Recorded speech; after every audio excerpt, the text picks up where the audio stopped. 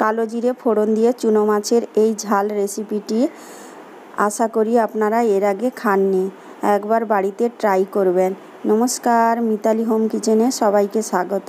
আজ আমি বাড়িতে চুনো মাছের ঝাল বানিয়েছি বেগুন আলু দিয়ে। রেসিপিটি লাস্ট অবধি দেখার অনুরোধ রইল। প্রথমেই মাছগুলোকে বেছে কেটে ধুয়ে নিয়েছি। এবার তাতে লবণ ও হলুদ মাখিয়ে 10 মিনিট মতো রেখে দিচ্ছি।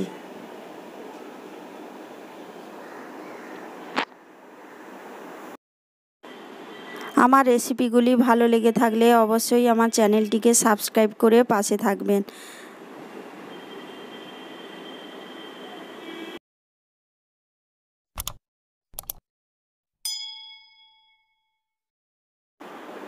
এবার একটা কড়াইকে ভালোভাবে গরম করে তাতে সাদা তেল দিয়ে দিচ্ছি।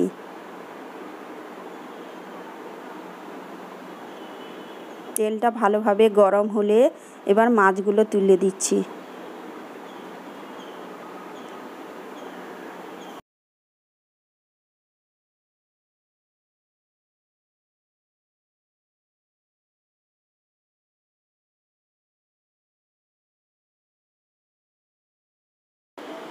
মাছগুলো এক পিঠ ভাজা হয়ে গেছে, অপর পিঠ উল্টে দিচ্ছি।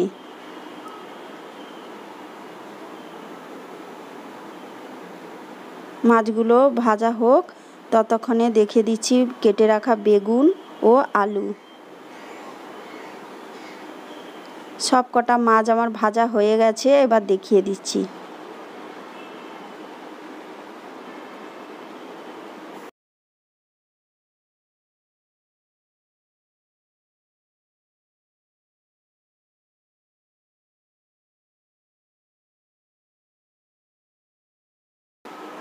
চুনো মাছের এই ঝাল বানানোর জন্য আলাদা করে বেগুন ও আলু আর ভাজবো না।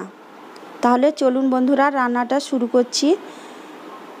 ওই কড়াইতে আরও কিছুটা পরিমাণ তেল দিয়ে দিয়েছি, তাতে দুটো শুকনো লঙ্কা ও কালো জিরে ফোড়ন হিসাবে দিয়েছি।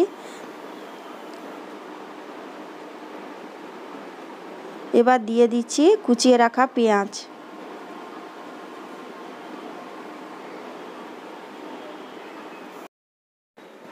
পেঁয়াজ তেলে ভাজতে ভাজতে এর মধ্যে দিয়ে দেবো আদা রসুনের পেস্ট 1 থেকে 1.5 চামচ পরিমাণ। দিয়ে আবারও সবগুলো উপকরণ কষাতে থাকবো।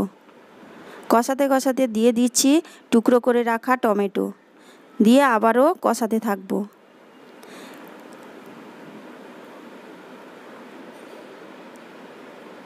এবার দিয়ে দেবো কেটে রাখা আলু ও বেগুন।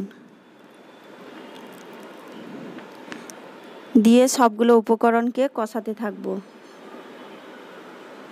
দিয়ে দিচ্ছি হলুদ গুঁড়ো ও লবণ। আর দেব 1/2 চামচ পরিমাণ রেড চিলি পাউডার। দিয়ে মিশিয়ে নেব।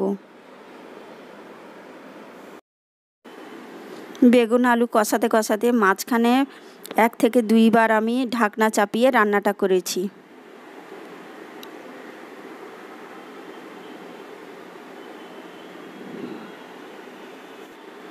বেগুন ও আলু কষানো হয়ে গেছে।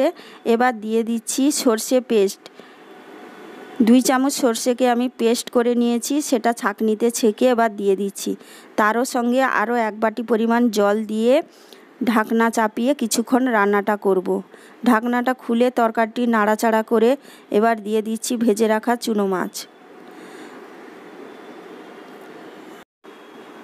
তরকারি নাড়াচাড়া করতে করতে এর মধ্যে দিয়ে দেবো 3-4টি চেরা কাঁচা লঙ্কা। আবারও কিছু সময় ঢাকনা চাপিয়ে রান্নাটা করব। ঢাকনাটা খুলে এবার দিয়ে দেব গরম মশলা গুঁড়ো 1/2 চামচ পরিমাণ। দিয়ে 1 থেকে 1.5 মিনিট এইভাবে ফুটিয়ে নিয়ে তৈরি হয়ে গেছে চুনো মাছের ঝাল। হাতে যখন একদম সময় থাকে না, তখন আপনারা বাড়িতে এইভাবে চুনো মাছের ঝাল বানিয়ে খেতে পারেন। নমস্কার।